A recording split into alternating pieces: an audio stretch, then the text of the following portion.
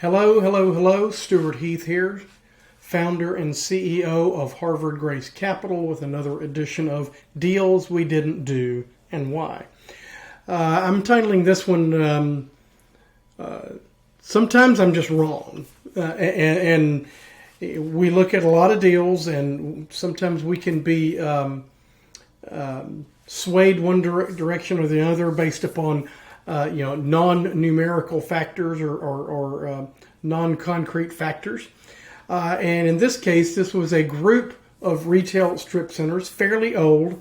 The owner had been putting in many additions, fixing them up. They were looking pretty good. Parking lots were in rough shape. But the main point was all of these were in incredible parts of town. All of them were within a mile of each other, but they were all different retail strips, and some of them just really long strips along main thoroughfares in the Huntsville, Madison community. If I recall, they wanted $5.5 million for the group. Based upon NOI that I was calculating, we came in at a 7 cap at about $1,675,000. So you're just millions of dollars apart.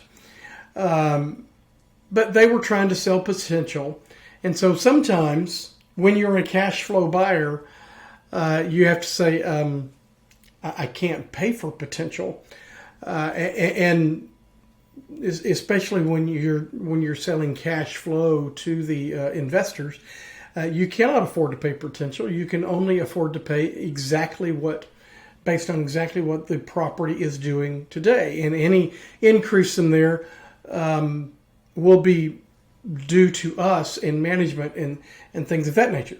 It doesn't always work that way.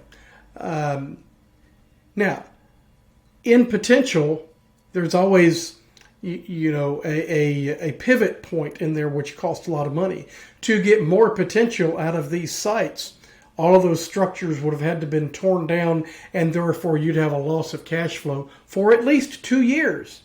So I don't know that they ever got their $5.5 million price, but even with development potential, and if you were willing to deal with the loss of cash flow, that would have been a high price to pay. You probably would have ended up with a basis of about $10 million, after the loss of cash flow and removal of the assets. So anyway, those are the kinds of things we get into. We look at a lot of deals, and most of the time we back away from deals.